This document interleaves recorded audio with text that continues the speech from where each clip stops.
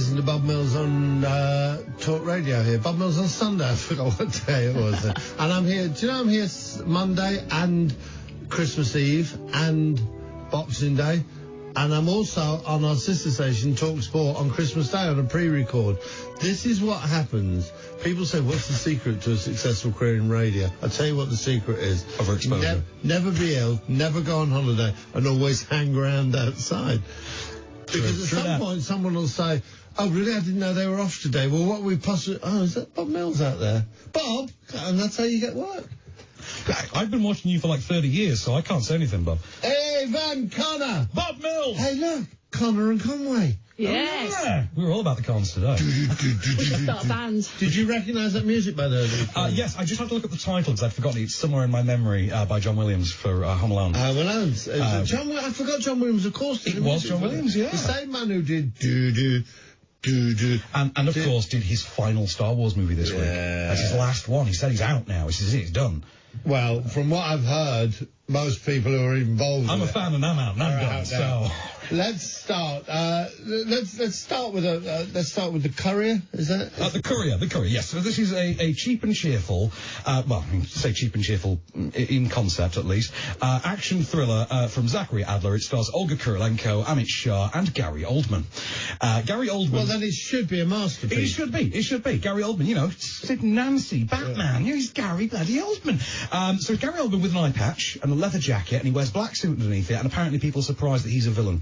That we find out in the opening scene when he's arrested. It turns out there is a witness who can testify that he is a crime lord. Funnily enough, his position... It's already got everything you want. Exactly. The witness is located in London. He is in New York. In London, they have a witness. They're going to put him on camera in a closed, secure testimony thing, and he can testify and put Gary Oldman away. And there's nothing that Gary Oldman's character can do about it. Nothing. I tell you, nothing. Nothing. It turns out, though, he can hire assassins. Turns out that's the thing a bad guy can do. Who knew? So they try to frame this sort of Jason Statham-like courier figure, played by Olga Kurilenko, whose acting range in this can basically be described as, solemn. And what we then have is this action romp set entirely within a car park, in which she must... Yeah, entirely within a car park. Dermot Mulroney is also somehow in this movie. No! I can't explain it. He's somehow in this movie. Well, as you say, you got Mulroney and Oldman, which should be a guarantee of quality. Let me give you a sampling of the thespian delight of this film. You're trapped.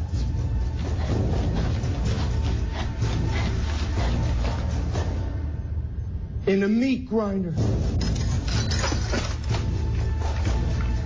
There's no way out that doesn't involve you looking like chopped liver. Come on.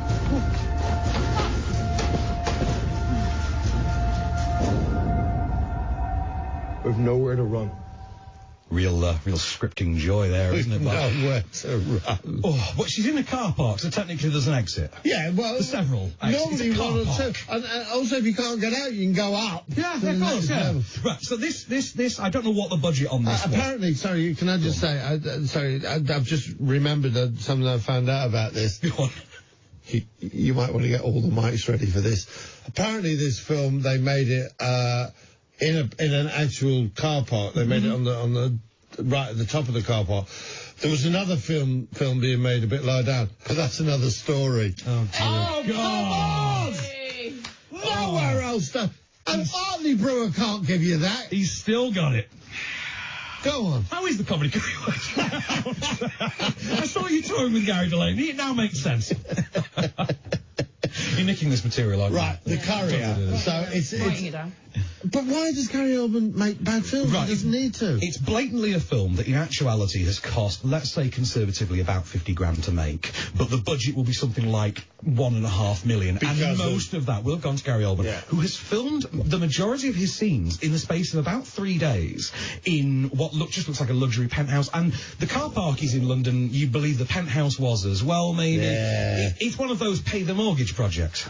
I saw a film once. It was about this guy who'd been a really brilliant chef, and then something bad had happened to him. Was it Chef?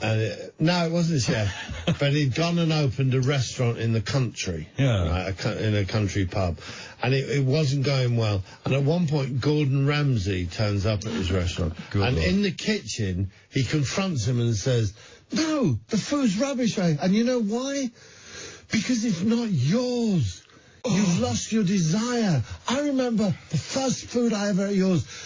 I thought, oh my God, I might have to give up because this is so good. And you've lost it, and you're a disgrace. And it was, and I watched it, and I suddenly realised Gordon Ramsay's not in that kitchen.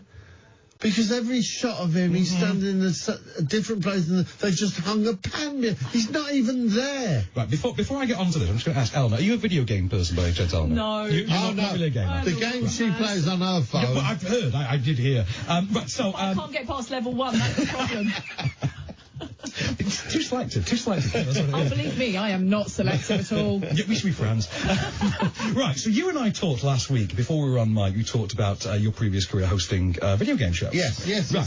That video games come up a lot with the films this week. So I would describe this as sort of run punchy, cheap and cheerful, just off the rails, sort of first-person shooter of them. It's awful. Everything about it is cheap, nasty, tacky. The dialogue is awful, as you heard from the clip. Now, video games are going to come up again, because obviously we have to talk about Star Wars, which has reduced Star Wars now to basically the sort of quest-level adventure, the, sort of a quest mission style video game drama, in which literally Star Wars characters bounce from level 1 to level 2 to level 3, literally to search out objects that then forward them on to the next object. Doesn't make any logical sense. Doesn't at all. I mean, at one point, this movie literally involves Jedi sat-navs. That's actually a thing that they introduce in this. Jedi sat-navs. At one point, someone's written down an address on a knife, because that's where you write addresses. I have never in my life been told, just jot this down, like, hey, let me get my knife. It's never happened. Okay, so Star Wars, that's its next video game thing. We will get to the third and most brilliantly video game comparison of all of these. But yes, Star Wars, The Rise of Skywalker. Second one of these to be directed by J.J. Abrams after The Force Awakens. Remember The Force Awakens? It was basically a retread of New Hope. Yeah. And then we had The Last Jedi, which in a sense was kind of a retread of Empire Strikes Back, but only in that it surprised you, that it did unexpected things, that it subverted your expectations, that it zigged when it should have zagged. It ran when it should have hidden. It fought when it should have fled.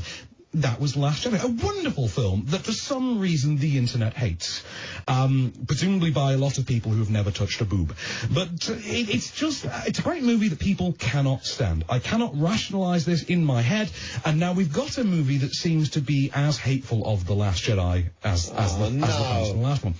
So, for the first half of this, you've got... I will cut to a clip in a second, but for the first half of this, you've got a film that would like to pretend that its predecessor simply didn't happen.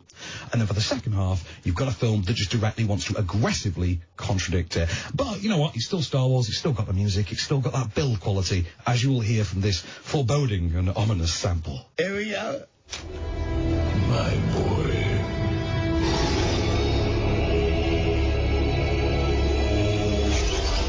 Have been every voice you have ever heard inside your head.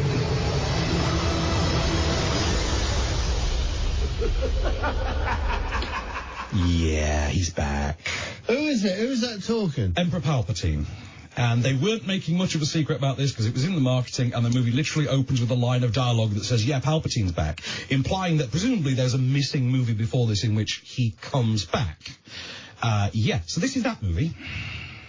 Is it? Some people say, I don't care. Because I've seen all the Star Wars films. You've never seen them, have you? No, because there are 3 of them, and they're the only 3 Star Wars films that count up. Everything else is nonsense. But some people like it. You like it. He likes it. Our producer likes it.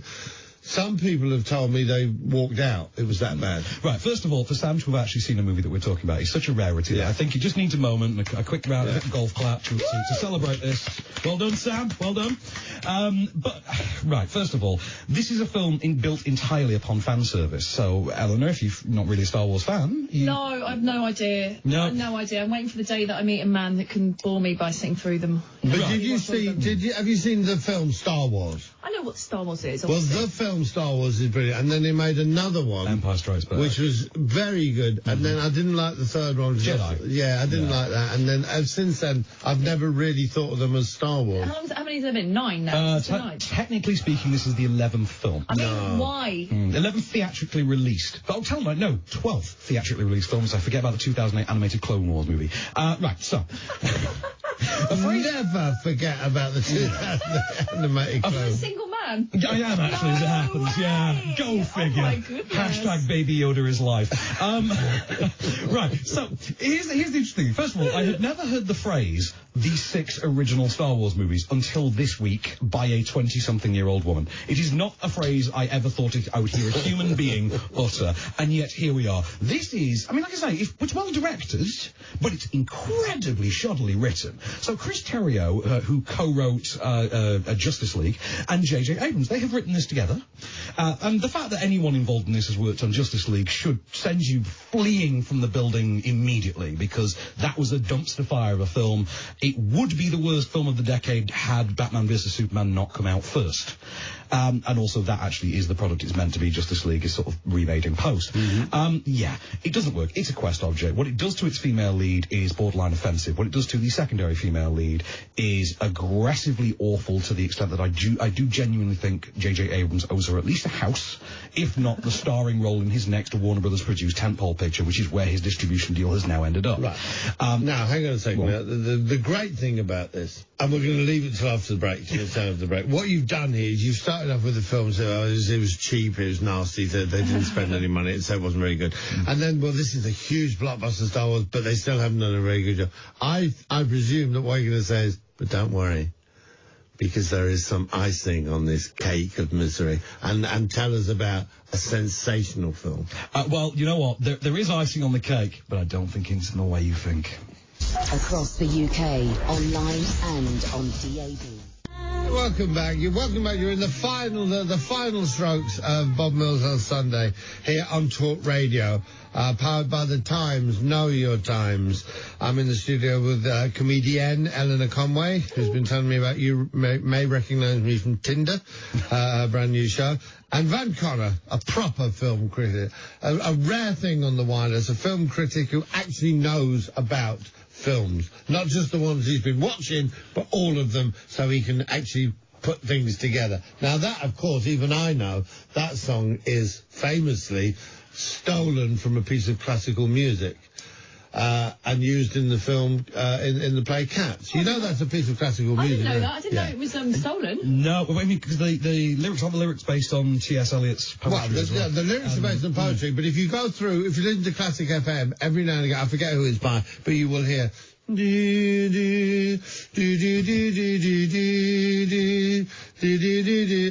they'll say they are from 1742, Rimsky-Korsakov, whoever it is, because that's where they get their ideas from. You don't have to pay copyright. Don't have to pay copyright. That's the thing, isn't it? But I recently I was doing a TV recommendation thing. I came across Brief Encounter, and I always associate the music from Brief Encounter as being the backing music to Mariah Carey's Without You. And it turns out, no, that's Rachmaninoff's second. By the way, don't ever call it Mariah Carey's Without You again. Yeah, that's the version I know. Come on, age, you know. The two guys who wrote Badfinger, Pete Ham and Pete Evans, both committed suicide in exactly the same way within 2 years of each other. Cheerful, because they got ripped off so badly. They never made any money. The song got stolen off them and everything. But anyway, tell us about Cats. Yeah, this is really going to cheer us up now. I think you set the tone rather nicely, Bob. Okay, so Cats, which, as we know, is an adaptation of the musical of Andrew Lloyd Webber. Are you familiar with the musical, Alana? Yeah, I have. Went to see it when I was a kid. Did you enjoy it? I loved it, yeah. Really? Big fan. And Memory used to be my audition piece when I used to try and be in things. Can I ask then, what's the plot of Cats? Can't remember. Just loads of cats. Just people they're looking like cats, scaring the audience, just being cats. Right, I've seen the film, and that's how I describe the plot. Almost exactly, that's how I describe the plot. It's true to explain. According to IMDb, the plot is a tribe of cats called the Jellicles must decide yearly, which one will be annually, wouldn't it? Which one would ascend to the Heaviside layer and come back to a new Jellicle life. So in other words, it's about a ritual sacrifice, and they all audition and sing their sob stories, and it's then decided which one will be killed and reincarnated as a better cat. That is apparently the plot. No. Yeah, I can tell you that having sat through Cats, I wanted to have myself ritually sacrificed. It was like being waterboarded with kitty litter. It is, honest to God, the kind of film that makes you want to choke to death on an actual hairball. They have somehow assembled one of the most top-tier casts you have ever seen gathered. This is like the Avengers of actual actors that they have put together, stuck in morph suits, and then just CGI'd fur on as if I look like the unshaven versions of my Aunt Evelyn. It is one of the worst ordeals I have ever sat through. This has now genuinely usurped Batman vs Superman for me as the single worst theatrically released tentpole movie of this past decade. And I love that it's one of the last films I got to review this decade as well. Wow. My word. Dear. But hang on a minute. Dame Judy's in it. Yep. Oh. Dame Judy was in the Chronicles of Riddick. We all like to forget this. Okay? Ian McKellen was in this. I mean, come on, they've all done some turkeys. Why did they say yes to it? McKellen's in it. McKellen's in it, Taylor Swift, Jennifer Hudson, Idris Elba, Jason Derulo, who I'm told is a popular entertainer, who mostly just leers his crotch at the camera. In fact, let's do that, because this is awkwardly sexualized as well. It's also weird to me that every female cat has breasts, but there are otherwise no genitals on any of these creatures. Some of them also wear sneakers. They're meant to be cats. It's odd. And then James Corden shows up, and Rebel Wilson, and they just proceed to suck the life out of any shred of a soul left in you. Honest to God, it really is an ordeal. But the worst part is, rather than just being a bad film, it's a boring bad film. Like, it's not even interesting enough in its awfulness to be memorable. I mostly just remember hating it. I couldn't tell you specifically. They are the worst films. When people say, I hate that film, it was awful. Why? I don't know. I don't know why it was awful. That's why it was awful. I can't even begin to... I can't tell you why it was so bad. But, like, toothache. Well, I've got bad toothache. I'm in real pain. Why? I don't know. I mean, I walked out of this, I just thought, come back, Ghost Rider and Jupiter Ascending, all is forgiven.